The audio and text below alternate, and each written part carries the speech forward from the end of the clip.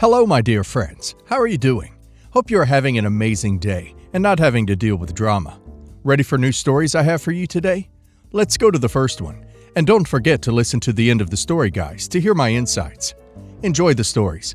And don't forget to like and subscribe. And of course, don't forget to leave a comment. I, 41 male, have 2 kids with my ex-wife. 42 female, a son John, 22, and daughter Sally, 20. I'm remarried to my wife, 28. I'm very close with my kids. My son is engaged to Abby. She seems nice, but has been a bit pushy trying to create relationships with me and my wife, though she's also awkward with her. Abby isn't close to her family. She told us many stories why, and while some of her complaints don't seem awful, it's not my place to judge, and I didn't live it, so I can't know anyway. We've tried to be welcoming, but Abby has forced her way into some family traditions where she wouldn't have been invited, and some where no one outside a specific family would have. She's been calling Sally sis since they were only dating a few months. Has an odd sister-mother-in-law thing she does with my wife, and the one I'm not a fan of wants me to be like a father to her. Not because we've clicked or anything. We are very different people, not saying that in a bad way. Just saying it's not based on how we get along or anything. My kids and I have a tradition when they come over, that we have a private catch-up in my office/study before they leave, which is now even more important to them because while they both get along well with my wife, they don't want to have personal conversations around her yet. Abby asked if we could talk, and after I explained the tradition, John later asked that I do it, saying she'd never had a caring conversation with her dad. We compromised that I didn't include her in the tradition, but do join the 2 of them for coffee and let her talk. She then started calling me dad. They weren't even engaged yet. John pulled me aside and begged me to give her that. Laid this whole thing on me about me always being the dad she always wanted, right in front of her, and she just wanted that. Told me she cried watching me and Sally together. She still gives me random hugs. I'm a lucky dad. I didn't like it, but I do feel bad, so fine, I gave her that. She wants me to walk her down the aisle and the father-daughter dance. I don't want to walk her down, and I walk with a cane, so dancing is hard. At my own wedding, I only danced twice. John is begging for me to do one, preferably the aisle. They came over Sunday. John and I were talking. I thought to address it when Abby walked in without knocking, asking if he'd told me yet. I asked what. John said she wanted me to say something about having a second daughter now in my speech, and how I loved her. I just looked at him. She asked if I'd do the walk and dance for Sally. I said of course. She yelled she's my daughter too, and I said it will never be the same. Sally is my actual daughter. I tried to explain. I'd talk about her being a happy addition to the family, and I love how happy she makes Jack, which I thought was a good compromise. But she started crying. John apologized and they left, but he called me when they were home, nearly begging me to. Am I the a-hole because I won't lie and say I love her or she's my daughter? In my opinion, Abby needs therapy. She sounds desperate, needy, and missing love and family. I don't feel good about John marrying her, as I don't think their future together is looking good. Not the a-hole. You have your boundaries. Abby sounds like she's developed this fantasy involving you and your family. That can't be healthy. And yelling at you. You will tell people you love me. You will tell people I'm your second daughter. You will have a good time at my wedding. Red flags. Not the a-hole. Abby can't force the relationship she missed out on as she was growing up, and that's what she's trying to do. Do not cave to her. Not the a-hole. There are obviously several red flags with Abby, which John has chosen to ignore. However, it's unfair of him to expect that you and the rest of your family should be required to cater to her irrational whims and behavior. Abby is obviously manipulative, likes being the center of attention, and feels entitled to have everything her way. The only way to deal with people like her is to set boundaries and stick to them. Otherwise, Abby will walk all over you and your family. For context, I and my now ex-girlfriend were dating for 3 years. We met through mutual friends, and while we had known each other for some time, we didn't start dating for months after initially meeting and attending several events with our friends group. When we did start dating, I made it clear I was only interested in a monogamous relationship. I had no interest in sharing a partner not being shared. So for 3 years, we were exclusive, or at least I thought we were. Over this time, we were both gainfully employed and both made good money. Yes, I made more money, but she was by no means a pauper. I had my own house. I purchased a nice fixer-upper and spent the better part of the last 4 years and most of my savings restoring and upgrading it. She helped me with some of the basic stuff like painting and cleaning, but most of the meaningful work was done by family and contractors. But I did appreciate that she wanted to contribute. Oh, and one other thing. I bought the house the year before we ever met. This is relevant. Well, at roughly our 3-year mark, her lease was about to expire, and she suggested we move in together. I would be lying if I said I wasn't apprehensive, but I did feel it was time to move into the next stage of our relationship. I put on a smile and told her it was a great idea, so she made her plans just as the final work was being wrapped up on the house. I was putting solar panels, a tankless water heater, and water softener in. The same weekend I was enjoying my now finished home was also the weekend she moved in. She, along with all her girlfriends, did the moving. My house was full of clucking hens discussing how they were going to redecorate and turn my man cave into a house that reflected her style and taste, all while giggling as though I had no choice. One of my favorite possessions was my collection of vintage full-size arcade games from the 80s and 90s. I had 7 of them. They were all in my basement, of which I had also finished and painted to look like a pool hall and arcade. Even had a full-wall bar with several flat screens. Several neons adorned the walls. While they moved, I, along with my 2 brothers, were hanging out in the basement, shooting pool and watching a ball game. My 2 brothers are tradesmen. One is an electrician, the other a plumber. It's because of them we were able to do the resto of the house so cheaply. They hooked me up with other guys to help, and that evening most of them showed up at the house for a celebration of the job being done. When everyone arrived, we had a great time, grilling meat, drinking beer, and relaxing outside. The house was on 3 acres and included a detached garage. My then-girlfriend was about halfway through her move as the guests showed up, and most of the guys helped unload her boxes and in general get her stuff out of the way so we could all enjoy ourselves. Many were married and or had kids, so kids were running around and making a racket. It was a pretty cool scene. I even had a couple neighbors show up with beer and kids in tow. That's when it all came crashing down. Turns out my supposedly exclusive girlfriend came face to face with her FWB. He was the brother of my roofer. I'm sure he didn't know about me, as he made no effort to hide their relationship when he saw her with her girlfriends chatting it up in their little pod. I was at the grill flipping burgers as this guy I never met walked across the yard and came up behind her to give her a squeeze. Before I could even get mad, most of the girls were either warning her about her side guy showing up or looking at me to see if I saw what was happening. She had horror in her eyes and immediately turned to see me at the grill staring her down. She started crying right off, and her friends did their best to get rid of this now very confused guy and shield her by dragging her away. The poor guy was standing there, and I was juggling my emotions trying to decide if rage was the right one to choose.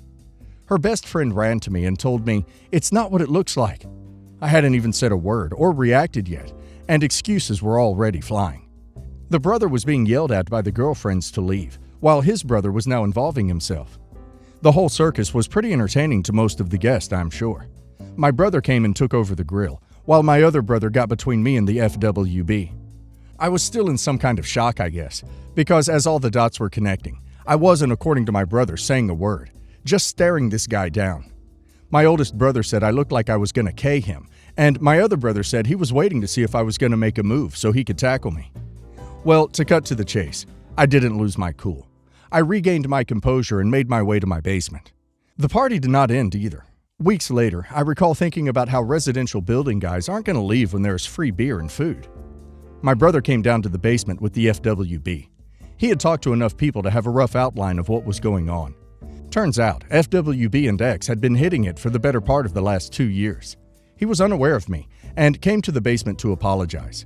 Told me man to man he would never have hooked up if he knew she was in a committed relationship. That his ex-wife cheated on him, and that's why he only has FWBs now. But never if they aren't single. She lied to both of us. I guess they worked for the same company, but in different locations, and met at some big company sales event. Well, that's the summary of all that happened, leading up to me kicking her butt out that night. She came back the next day with her hens, saying she had a right to live in my house because she did so much work making it what it is.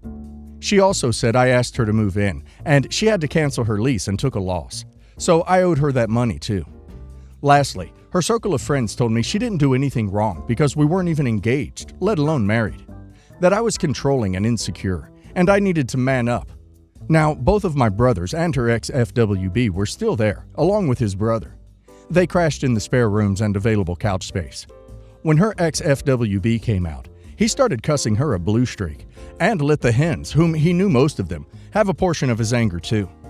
In no time, it was 5 guys, my oldest brother's wife, and my other brother's girlfriend, all ganging up on these harpies. My sister-in-law is 5 foot tall, 90 pounds, soaking wet, with flaming red hair. She is scary as hell when she is mad. It was the first time I had laughed since the drama began the day before. Well, my ex was scared, and she and her friends took off. The guys rented a moving truck. We loaded all her stuff up and took it to her parents. I told her dad what happened and introduced him to the FWB. Now, her dad was a good guy. He had only recently retired and was enjoying his time fishing with his grandkids. My ex had 2 brothers and a sister. She was the youngest and the only one not married with kids. She was his little princess, and learning she cheated broke his heart. He cried and apologized to me as his wife came out, and he had to retell what was going on.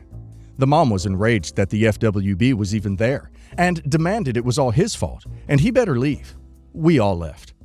Later that day, the bunch of us were cleaning up from the night's festivities when the ex showed up with her best friend in tow, screaming and cursing me for telling her parents, saying her dad said she had 1 week to find a place to live because it wouldn't be under his roof.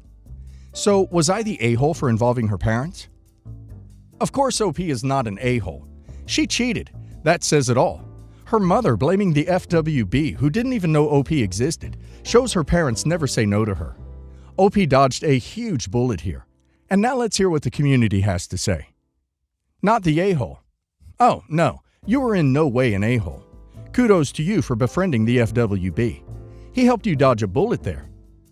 Bruh, karma is real, and it's a cold one. Love the story. Not the a-hole by a huge mile. Not the a-hole. This is awesome. I'm so glad you kept a level head and did not start a fight. The FWB was not a bad guy. He had no idea. I'm glad you didn't take it out on him, and I'm glad he stood up to her as well. I also think it's a classy move that you packed up her stuff and delivered it. Not only is it classy, but it avoids her drawing out the process of coming to get it at her convenience and making that difficult, so it's a win for you having it done. I'm 18 male. My father used to work in the military. He had left my mother for a long time throughout her pregnancy and a good 2 years into my birth. So when he came back, he got a 2-year-old son. He was sure I was not his, but this neighbor, because the neighbor used to help out my mother. My mother never agreed to a paternity test. Well, he could still have done it, but she was very clear that she will drag him through hell if he did that. She said she did not cheat on him. He has no evidence of it and no reasonable logic behind it. If he can't trust her, then the marriage is over. He can sign her his half of everything and go look for a new wife. He never behaved badly with her. People say he loves her or something. But in his eyes, I was the evidence. He blamed me for everything. He never let me call him dad, never hugged me or picked me up. I have always been an eyesore for him. Somehow, they didn't divorce, but I've always seen them fighting because of me. My father would do something neglectful towards me. My mother would call it out. They would start arguing, and it would end in my mother shouting and crying that he still believes that she cheated on him. Then my father would apologize and comfort her. But my mother did take care of me. Well, until my brother was born. My brother Jack was born when I was 11. Things got worse for me since then. It's not like they were aggressive towards me. He never raised his voice or beat me. I was fed, clothed, tuition fees paid, and I had a roof over my head. But that was all. My mother stopped putting any efforts towards sticking up for me. If he does something mean with me, she would just avoid it. I was the huge pink elephant in the room. Bringing me up would always start a fight. I guess she got tired of constantly fighting for me and chose peace, aka avoiding my existence. He would call Jack his son pointedly at the dining table when I'm eating with him. At first, my mother would say, "But Evan is your son too, honey." Now she would just eat silently or change the topic. When introducing to new people, he would say, "This is my son Jack, and this is Evan." He would never show up at any event regarding me. I was despised in the community. It was a small town. People would whisper behind my back, "Isn't that the illegitimate boy?" Yeah, poor dude. He was sacrificing his life for the country when his wife was sleeping around. I was very clear that I would move out when I turned 18 and go no contact with them. They did not object. My mother said something like, "Oh, but you should visit us sometimes." But he said when I turn an adult, I should also actually be one. I should make my own fortune and not sit around hoping for getting stuff from him. I turned 18 on the 27th of last month, and I will go to another state when this month ends. I'll stay at a friend's place there and hopefully find a job. I have saved up some money. It's not much, but I guess I can manage for a few months. Before doing that, I wanted to see the paternity test done. I thought it would give me a sense of closure. My mother also agreed, though reluctantly, when I said I wanted to do it. Now comes the part that most of you probably have already seen coming. Yeah, turns out I am his after all. Mother is in "I told you so" mode. He is devastated. I guess for all those years wasted on hatred. Poor guy. Now he wants to make it up to me. He's begging me to stay. He says he's sorry. He's made a mistake. I'm not budging. I'm not letting him know which state I'm going to, what I will do, or any of my contact info. He didn't feel like keeping them before. He doesn't need to know. I also told him I will never tell my children about him. I will never show him my face as I had promised, and I will never accept anything from him. Well, he has talked about this to everyone to convince me to stay, or at least to stay in contact. I told them he's not my father. Everyone is saying I'm being unnecessarily cruel to a person who has made a mistake. It's not his fault the situation was like that. OP's mother is just as at fault as his father. She should have prioritized OP when he first started accusing OP of not being his child and behaving poorly towards OP. She should have divorced him then. But no, she gets pregnant again and makes OP's life even worse. What was she expecting? She watched OP suffering for years and didn't do anything. I think she just should have had the test done for the peace of mind. But no, she was stubborn and everyone had to suffer because of that. So yeah, OP needs to go no contact. They are not worth it to have in OP's life. They will only bring pain by reminding OP what he went through. And now let's hear the community's opinion. Your parents are both awful and turned you into a weapon. I'm so sorry you have such crap parents, OP. I truly hope you find happiness wherever you go. None of this is your fault. And to be clear, you were neglected by both of them, which is mistreatment. Don't ever let them think they did not mistreat you. Both of your parents are major a-holes. Your mom could have solved this 16 years ago, but no. She watched her husband mistreat his own son. Then she enabled him when son number 2 came along. Go no contact with both of them and tell them to screw off, not the a-hole. Why did mom not want the test? Why is she gloating now that it's been done? Those tests mean absolutely nothing as far as cheating. Nothing. The fact mom didn't want it kind of proves that she was worried about the results. She was only happy when she got the results she desired. To me, this makes her more guilty, not less guilty. One thing is certain, your parents suck.